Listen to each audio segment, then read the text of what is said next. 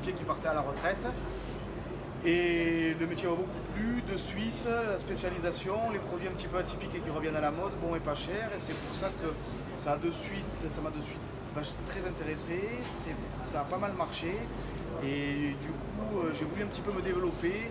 Et dans le cadre de ce développement, j'ai trouvé un petit point de vente secondaire à racheter dans le centre-ville de Carcassonne.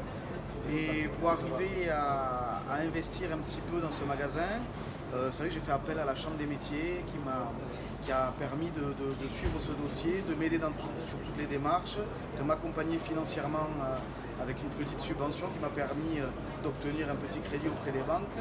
Et du coup, grâce à ça, j'ai réussi à rouvrir ce point de vente qui était fermé, pouvoir développer mon activité de triperie, varier un petit peu sur un petit peu de boucherie, un petit peu de charcuterie et pas mal de plats cuisinés, notamment à base d'abat.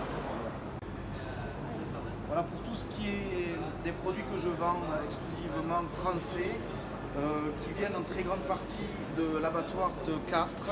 Castres où ils n'abattent que de la viande française et donc c'est vrai que ce n'est qu'à quelques kilomètres de Carcassonne, donc j'ai la possibilité d'être livré en frais, extra frais, ce qui est le point principal sur les abats, d'avoir que du frais, de pouvoir faire une rotation. Donc c'est vrai que Castres n'est pas loin.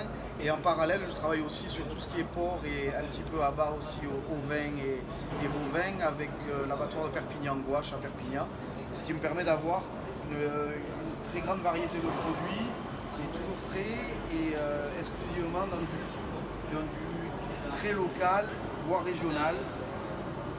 Cette reprise de commerce et du développement de mon activité, c'est vrai que j'aimerais énormément développer et moderniser mon outil de travail en investissant sur du matériel neuf. Et donc sur ça, je compte faire appel à un financement régional via la Chambre des métiers.